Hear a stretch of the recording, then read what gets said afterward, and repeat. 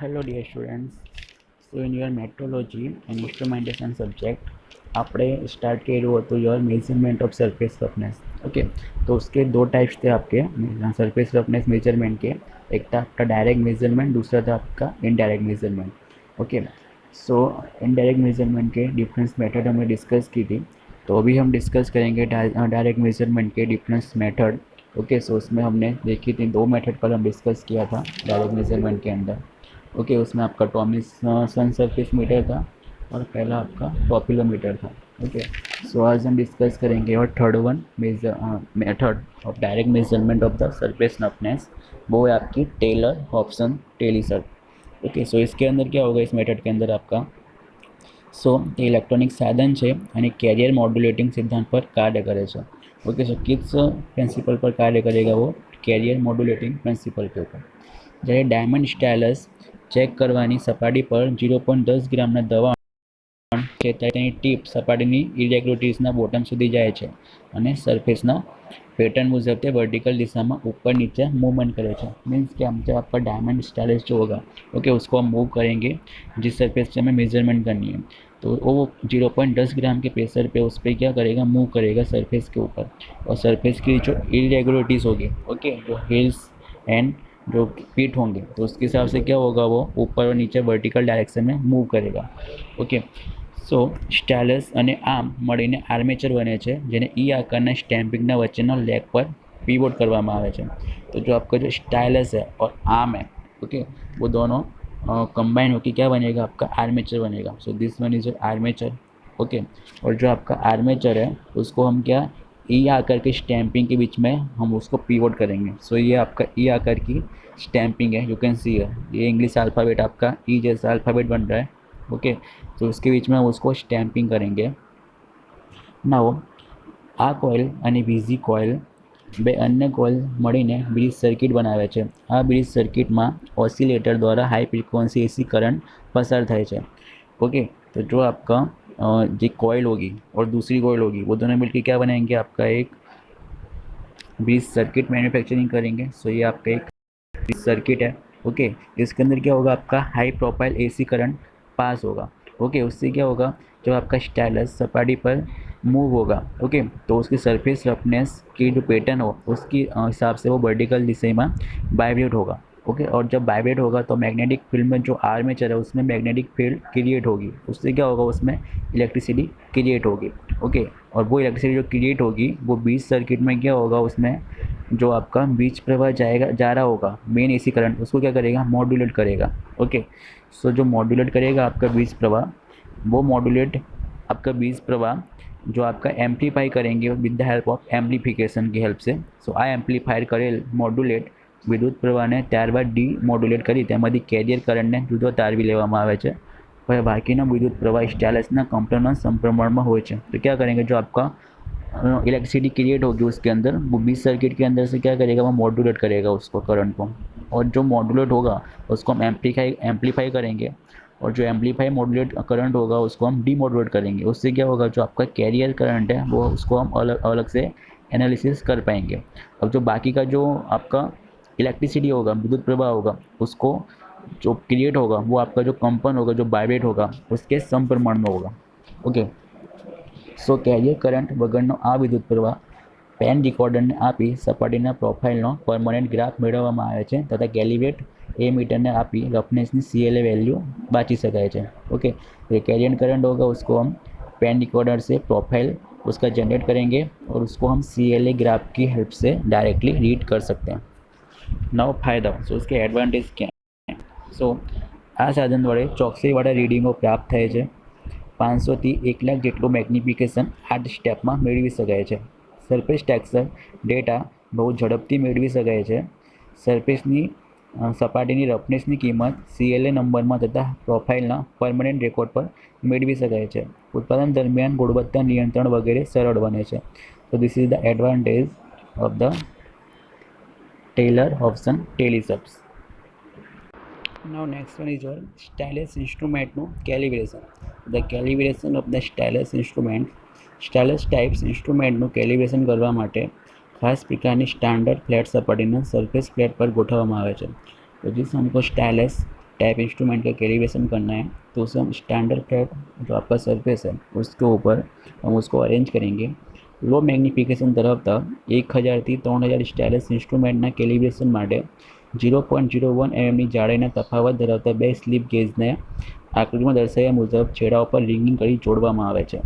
ત્યારબાદ બંને गेजेसને फ्लैट सपाटी पर रिंगिंग કરીને जोड़વામાં આવે છે। सो इसमें क्या होगा, आपका जो आपका गेज है उसके स्लिप गेज उसको हम रिंगिंग मेथड के हेल्प से क्या करेंगे, उसको जॉइंट करेंगे। ओके, तो उसके बाद क्या करेंगे, जो आपके दोनों गेज हैं उसको हम फ्लैट सपाटी के ऊपर उसको अरेंज करेंगे। ત્યારબાદ વધુ જાડાઈવાળા સ્લિપ ગેજ પર સ્ટાઇલસને રાખીને मेजरिंग हेडના डायल पर पॉइंटરની स्थिति मार्क કરવામાં આવે છે। ओके, तो जो आपका ज़्यादा स्लिप गेज होगा, ओके, उसको हम पुट करेंगे। ओके, और स्टाइलस की हेल्प से उसका मेजरमेंट करेंगे। હવે સ્ટાઇલસને ઓછી જાડાઈવાળા સ્લિપ ગેજ પર રાખી ડાયલ પર પોઇન્ટરની બીજી બાજુ પોઝિશન માર્ક કરવામાં આવે છે।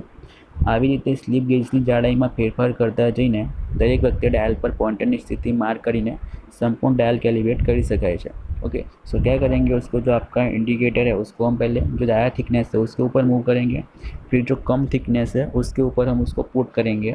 ओके, मेजरिंग हेड को, और जो आपका स्टाइलस है जो उसको में जो फेरफार होगा, डिफरेंस होगा, ओके, स्लिप गेज की हेल्प से उसके ऊपर से क्या हम जो पॉइंटर की जो स्थिति है उसको मार्क करके हम उसको डायल को कैलिब्रेट कर सकते हैं इजीली। ओके, सो ओपन मुजबना इनडायरेक्ट और डायरेक्ट सरफेस रफनेस टेस्टिंगना साधनों उपरांत अमुक अलग अलग सिद्धांतों पर काम करता सरफेस रफनेस टेस्टिंग साधन पर अभ्यास जरूरी है। आ माटे नीचेना फकराओं पर ध्यान आपीशुं। फर्स्ट वन है आपका न्यूमेटिक पद्धति surface roughness testing. So pneumatic method which is use for surface finish evaluation. So इसमें क्या करेंगे, हम आ पद्धति खास करीने माइक्रो इरेग्युलरिटीज चकासवामां आवे छे। आने एयर लीकेज पद्धति पण कहेवामां आवे छे। आनो कार्य सिद्धांत समझवा माटे आकृतिमां दर्शावेल सेल्फ अलाइनमेंट नोઝલमांथी कम्प्रेस एयर पसार करवामां आवे छे। आ नोઝल टेस्ट सपाटी पर गति करे छे। So this one is your nozzle. Okay, इसमें से क्या करेंगे, हम कम्प्रेस एयर को पास करेंगे और ये नोझल है उसको टेस्ट सपाटी जिस सरफेस का मेजरमेंट करनी है उसके ऊपर क्या करेंगे, उसको मूव करेंगे। इस नोझलनी टीप और टेस्ट सपाटी वच्चेनो गैप माइक्रो इरेग्युलरिटीज मुजब बदलातो रहे छे અને તેને કારણે नोझलमांथी पसार થતો एयर डिस्चार्जમાં फेरफार થાય છે। तो जो आपकी इरेग्युलरिटीज होगी उसके ऊपर जब भी आपका नोझल में से जो एयर पास होगा तो सरफेस के ऊपर आपकी इरेग्युलरिटीज होगी, हाई और पीक होंगी। तो उसकी वजह से क्या, जो आपका जो डिस्चार्ज है, एयर का डिस्चार्ज है, उसकी स्पीड में और उसकी जो वेलोसिटी है उसमें भी चेंजेस आएंगे। ओके, सो आ एयर डिस्चार्ज ने spatial variable area air flow meter वडे मापवामां आवे छे ने माइक्रो इरेग्युलरिटीजनी हाइट मेळवी शकाय छे। ओके, सो जो आपका इरेग्युलरिटीज आएगा जो हाइट और पीक के ऊपर से जो भी उसमें इरेग्युलरिटीज आएगा उसकी वजह से क्या होगा, जो आपका एयर जो डिस्चार्ज हो रहा है उसमें डिफरेंस आएगा एयर डिस्चार्ज में। तो जो एयर डिस्चार्ज में डिफरेंस आ रहा है उसको हम रोटामीटर की हेल्प से मेज़र करेंगे। ओके, और जो रोटामीटर की हेल्प से जब मेजर करेंगे तो डायरेक्टली आपको रीडिंग मिल जाएगा। उसकी हेल्प से हम जो आपकी इरेग्युलरिटीज होगी सरफेस के ऊपर माइक्रो इरेग्युलरिटीज उसकी हम हाइट मेजर कर सकते हैं। तो नेक्स्ट वन है आपका ट्रेसर टाइप प्रोफिलोग्राफ। सो इसमें क्या करेंगे, इन प्रोफिलोग्राफ में स्व कार्य पद्धति में જે સરફેસને ટેસ્ટ કરવાની હોય તેને વર્કિંગ ટેબલ પર મૂકવામાં આવે છે। So this one is your figure of profilogram table के ऊपर पुट करेंगे। So you can see here this one your surface to be tested which is put on the table. હવે ટેબલની નીચે આપેલા લીડ સ્ક્રૂ વડે ટેબલને આગળ પાછળ ખસેડી શકાય છે। તો આ ટેબલની નીચે તમને લીડ સ્ક્રૂ દેખાય છે। સો આની હેલ્પથી આપણે શું ટેબલને આગળ પાછળ પણ મૂવ કરી શકીએ અકોર્ડિંગ ટુ જોબ। પછી જેના માટે મોટરને લીડ સ્ક્રૂ સાથે જોડવામાં આવે છે।